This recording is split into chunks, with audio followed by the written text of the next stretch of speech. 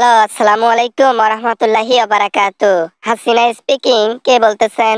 বহ বহ ওয়ালাইকুম আসসালাম রহমতুল্লাহি বারাকাতু।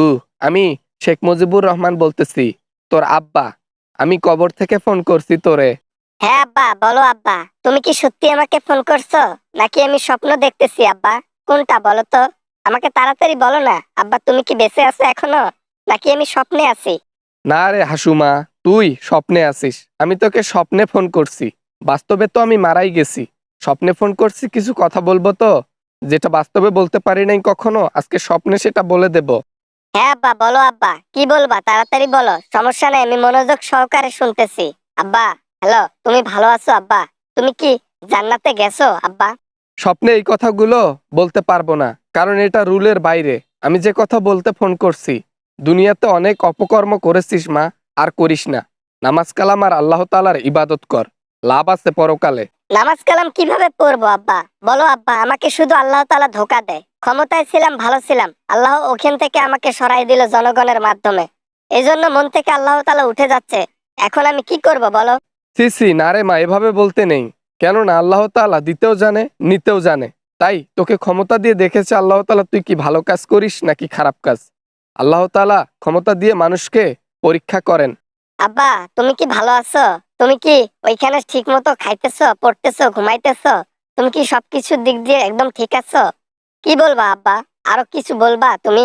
মানুষের যতগুলো টাকা মেরে খেয়েছিস, এতগুলো টাকা মেরে খাওয়া তোর ঠিক হয় নাই রে মা। তুই আর কখনো মানুষের টাকা খাবি না। মানুষের টাকা যেগুলো নিয়েছিস ফেরত দেওয়ার চেষ্টা করবি। আর বাংলাদেশে কখনো যাস না। আব্বা, যে টাকা আমি চুরি করেছি বাংলাদেশ থেকে সেই টাকা ফেরত দিতে পারবো না আব্বা। কেননা ওই টাকা আমি নিয়েছি, চুরি করে নিয়েছি। চুরি করে নেওয়া জিনিস কখনো ফেরত দিতে নাই, সম্মান চলে যায়। রইলো তোমার বাংলাদেশে যাওয়ার কথা, ওইখানে না গেলে আবার ক্ষমতায় যাব কি করে আব্বা? ক্ষমতায় যাইতে চাইলে আবার যাইতে পারবি বাংলাদেশে। হ্যাঁ, তুই বাংলাদেশে আবার যাবি, যে গেলে যা, আমি জোর করব না, আমি শুধু সতর্ক করে দিলাম। কেননা এবার বেঁচে ফিরেছিস বাংলাদেশ থেকে, এইবার গেলে আর বাঁচবি না, বুঝলি? দেখছো আব্বা, দেখছো বাংলাদেশের জন্য কি না করলাম আব্বা? তুমি কি না করলা? তোমার মূর্তিগুলো পর্যন্ত ভেঙে দিয়েছে জনগণ। দেখছো, তোমার মূর্তি যেগুলা বানাইছিলাম হাজার হাজার কোটি টাকা দিয়ে, সব ভেঙে ফেলেছে। যে মৃত্যুবরণ করে তার ছবি এবং স্মৃতি রাখতে নাই, তাহলে পাপ হয়। আমার যে কি উপকার হয়েছে, জনগণ যে আমার কি উপকার করেছে সেটা তুই বুঝবি না। মূর্তিগুলো ভেঙে আমার খুব ভালো করেছে, নাহলে ওটার আজাব এখানে ভুগছিলাম। আব্বা ঠিক আছে, না হ্যাঁ আপনার কথা মানলাম, কিন্তু কত উন্নয়ন করলাম বাংলাদেশের জন্য, কত বড় বড় উন্নয়ন করলাম যেটা কোনো সরকার করে নাই, আমি করে দেখাইলাম। তারপরেও আব্বা আমাকে গলা ধাক্কা দিয়ে পুটকিতে লাথি দিয়ে বের করে দিল দেশ থেকে। কেন বের করে দেবে না মা? জনগণ তো চায় যে উন্নয়ন হোক, কিন্তু উন্নয়নের পিছনে চুরি হোক এটা তো চায় না। হাজার হাজার কোটি টাকা চুরি করেছিস উন্নয়নের নামে, জনগণ তো সব জেনেছে, সুযোগের অপেক্ষা করেছে এবং বের করে দিয়েছে। আব্বা, আমি কিন্তু ফোন রেখে দেব। তুমি কিন্তু ওদের পক্ষ হয়ে তারপর আমার সাথে কথা বলতেছো কেন?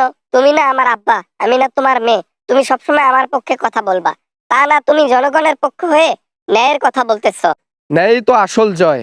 যে সত্যের পথে চলে সে কখনো হারে না। তুই মিথ্যার পথে চলিস, এর জন্য বারবার হেরে যাস। আর ভুল করেও বাংলাদেশে যাস না। আমার সময় শেষ।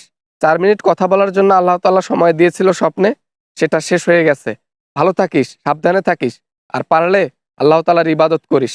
দুনিয়াতে অন্তত শান্তিতে না থাকতে পারিস, আখেরাতে তো শান্তিতে থাকতে পারবি, এটাই অনেক। ও হ্যালো আব্বা, হ্যালো আব্বা, হ্যালো, রেখে দিছেন? হ্যালো। আরে, স্বপ্নটা ভেঙে গেল। আই হোপ ভিডিওটা ভালো লেগেছে অ্যান্ড অনেক এনজয় করেছেন। যদি ভিডিওটা ভালো লাগে অফকোর্স একটা লাইক করবেন, আর কিছু বলতে চাইলে কমেন্ট করতে পারেন। দেখা হবে আমেজিং ভিডিও নিয়ে আপনাদের সাথে আবারও। সবাই ভালো থাকবেন, সবাই সুস্থ থাকবেন। খোদা হাফেজ।